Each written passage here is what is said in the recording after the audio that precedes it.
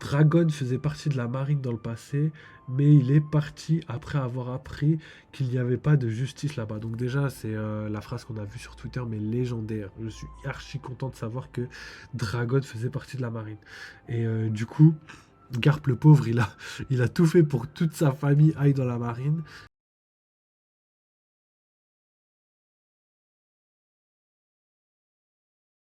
Les gars, déjà une demi-heure de live. Ouais, on a bien parlé, hein, on n'a rien dit pourtant. Donc let's go pour les spoils. Spoil du chapitre 1097 de One Piece qui s'appelle Ginny. Donc on n'oublie pas les performances légendaires de Ginny. Elle est hyper jeune et elle est capable déjà de trafiquer, pardon, les escargophones pour envoyer des messages secrets. Elle était au courant euh, des fruits du démon qu'il y avait à God Valley. Donc c'est colossal. Personnage à absolument pas sous-estimer. Ginny légendaire. Alors, le roi du royaume de Sorbet a imposé une énorme taxe aux citoyens pour rendre hommage au gouvernement mondial. Donc déjà, juste cette première phrase, elle montre à quel point le Kuma a tellement bien fait de devenir roi de ce pays parce que y a rien à en tirer en fait. On aurait pu espérer quelqu'un de bien, mais là, cette première phase nous donne énormément d'informations. Donc déjà, ça veut dire que le royaume de Sorbet, si les personnes sont pauvres, on sait pourquoi. Parce que il y a des grosses taxes. On sait que le mec, c'est un fils d'up, comme on pourrait dire dans le jargon. Et on sait aussi que, du coup, vu que c'est une île affiliée au gouvernement mondial, on le savait déjà, c'est plutôt une île à la Goa. Le village, enfin la ville natale de Sabo et là où habite Ace et Luffy, enfin juste à côté quoi. Donc vous vous rappelez à quel point les Tenryubito ou même là, les nobles, la royauté ne respectaient absolument pas les autres personnes et qu'ils étaient trop imbus d'eux-mêmes. Et pour moi, c'est une description logique des pays membres du gouvernement mondial, mais heureusement, ce n'est pas propre à tous les pays membres du gouvernement mondial. C'est pour ça d'ailleurs que je vous ai dit qu'il y aurait une scission dans tous les, pour la fin du manga, dans tous les domaines. On a parlé de la marine, etc. Mais là, il y aura aussi une fission, pardon, une scission, je sais même pas si ça se dit, une fission dans les pays membres. Elle est déjà présente, elle a déjà commencé, beaucoup ont rejoint l'armée révolutionnaire. Et du coup, il n'y a que l'armée révolutionnaire qui vont pas se fissurer parce que l'armée révolutionnaire, c'est déjà une fissure de la marine, entre guillemets. C'était l'armée de libération et aujourd'hui, elle est devenue l'armée révolutionnaire. Donc, euh, donc voilà, je pense que vous comprenez assez facilement comment la fin du manga va se diriger. Donc marine divisée sûrement en deux, pirates divisés en deux, et du coup les gouvernements et pays membres divisés en deux, et tout le monde va s'affronter chacun de leur côté. Et du coup il y aura aussi d'autres pirates qui seront entre guillemets neutres, comme Baggy et toute sa flotte, d'autres pays peut-être qui voudront pas prendre part au combat, mais qui vont régler leur compte. J'en sais rien. J'en sais rien. Ou peut-être qu'il y aura des pays membres aussi qui veulent absolument pas, qui veulent pas combattre, tu vois. Peut-être qu'il y a des pays membres qui veulent pas combattre pendant cette grande guerre de la fin de One Piece, donc on verra bien. Wesh Nounous, comment ça va? Wesh, ça fait un bail, wesh, ça dit quoi? La fin?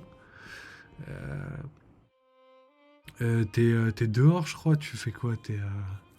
On m'a dit ce que tu faisais en plus, mais j'ai oublié. Bon, ça va, tu connais, on est là, hein. Grosse semaine aujourd'hui. Enfin, aujourd'hui. Je dirais pas grosse semaine, je dirais même gros mois One Piece. Là, c'est légendaire. Il n'y a pas de pause la semaine prochaine, donc ça fait 3 chapitres de suite. Je kiffe. Je kiffe de ouf. Non, je suis à la maison. Ok, t'es rentré du coup. Parce qu'on m'a dit que t'étais. Je sais plus où t'étais. On m'a dit que t'étais dehors et que. Ah oui, tu faisais Halloween. Ah oui, t'es parti chercher des bonbons. Ah oui, les gars, c'est Halloween. Ah oui, j'avais oublié, les gars. Bah, joyeux Halloween, hein, profitez bien, les gars, hein. Je sais pas, j'ai rien à dire. Du coup, t'es parti chercher des bonbons et tout.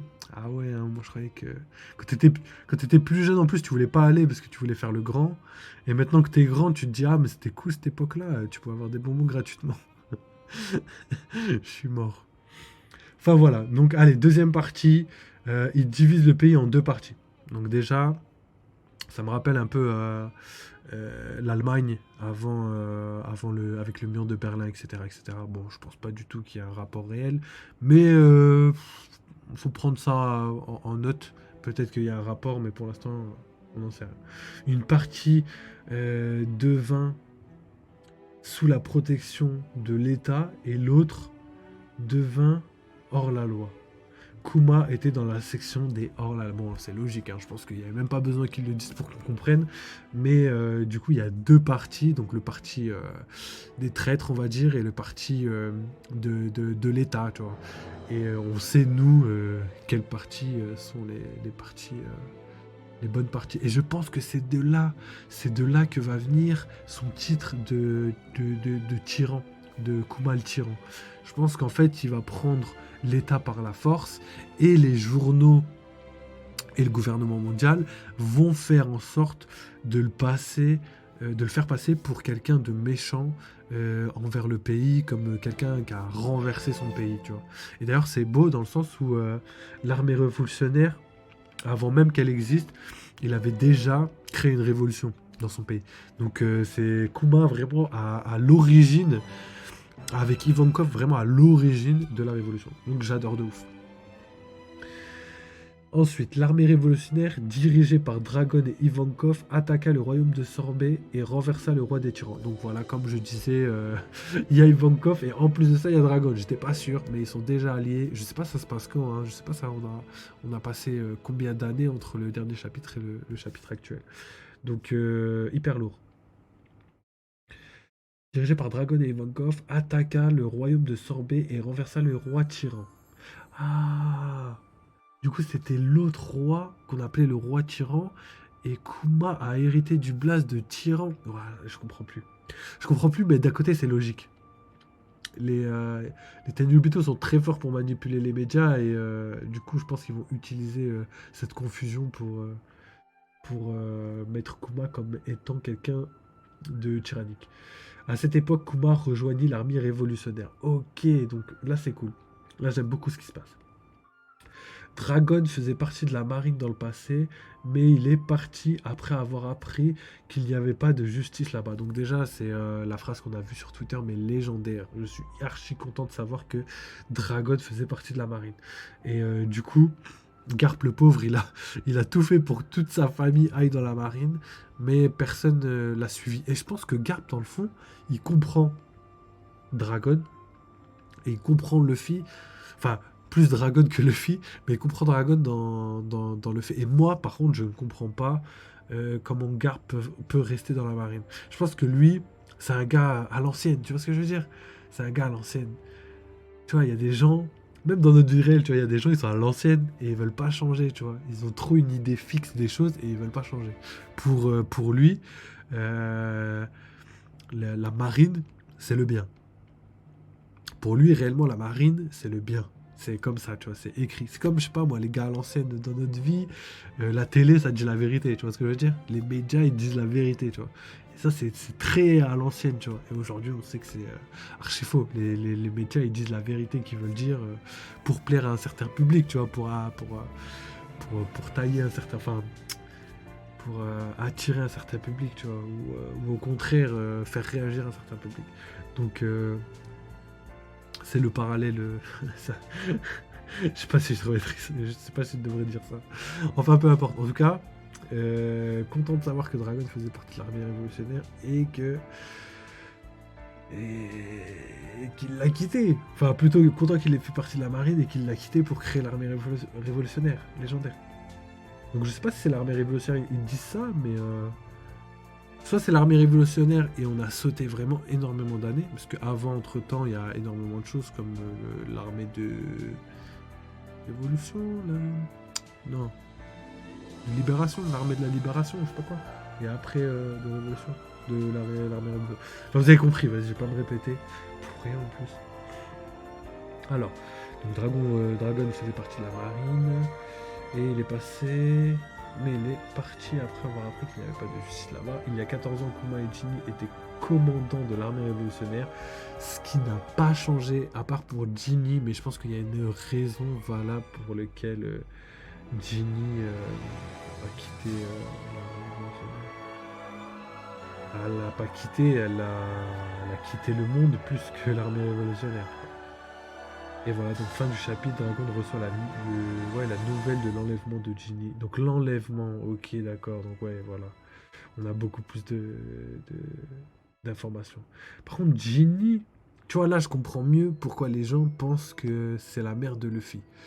Moi, j'arrivais pas à comprendre pourquoi. Je me dis, mais pourquoi ce serait la mère de Luffy et tout. Surtout qu'au niveau des signes distinctifs, à part le fait qu'elle mange beaucoup, et enfin, il y a plus de chances que ce soit la mère de, de, comment ça s'appelle? De Bonnie. Mais au final, là, je me pose la question. Je me dis, ok, enfin, Dragon. Et là, je me dis, ouais, peut-être c'est possible, tu vois. Mais c'est parce que je veux privilégier. Pour moi, clairement, ce que je privilégie, c'est le fait que ce soit la mère de Bonnie. Il y a trop d'arguments qui mettent ça du côté de Bonnie. Et trop peu du côté de Luffy. Est-ce que c'est une fin d'Oda? Peut-être, mais Oda, il dit plus de vérité qu'il fait de feintes. Tu vois, les feintes, pour les cramer, je crois, c'est le plus dur. Les vérités, c'est plus simple de théoriser quelque chose qui semble vrai, tu vois, par rapport aux informations ou aux théories. Par contre, pour théoriser une fin d'Oda, waouh. Voilà, si quelqu'un me dit qu'il savait que God Valley, c'était c'était pas du tout le territoire des Tenryubito, alors là, alors là, si quelqu'un me dit ça, ah frère, pas à moi, pas à moi. Pas à nous. Donc voilà, je pense que c'est fini. Le chapitre est plus court que d'habitude. Donc voilà, la dernière information qu'on a de, euh, des spoils. Donc normalement, le chapitre sort demain. On aura une petite, peut-être une petite, un autre texte, comme on a vu, tu vois, une petite image pareil avec des résumés plus détaillés, avec plus d'informations sur le chapitre. Sinon, on aura directement le chapitre qui devrait sortir demain matin, ou sinon demain soir si on a entre guillemets du retard. Je sais pas si je peux appeler ça comme ça, mais on verra. En tout cas, voilà. Super spoil, j'ai bien aimé. Évidemment, après le gros chapitre qu'on a eu de God Valley, on va pas avoir de gros chapitres. Faut pas trop en demander à Oda, surtout qu'il y a le chapitre 1100 qui est légendaire et qui va arriver la semaine prochaine. Donc soyez indulgents avec son chapitre. Franchement, là il nous fait masterclass sur masterclass et le chapitre 1100 a l'air d'être une masterclass et je pense que d'après les informations qu'on a, on va parler de Dragon. Et j'ai hâte de voir ce que Oda nous a préparé pour le chapitre 1100. En tout cas, trop cool. Donc voilà, c'est terminé pour la partie du live sur les spoils. Merci beaucoup, je vous remercie encore la team YouTube, même Twitch, même Twitter, pour toute la force que vous m'envoyez. Ça me donne envie de continuer, je suis trop content de faire des théories, de partager mes théories, mes analyses, etc. avec vous. Et du coup, bah, je vais vous laisser là pour la team YouTube. Mais la team Twitch, on est parti pour la vidéo analyse de Raftel Hill. Donc allez, ciao pour la team YouTube.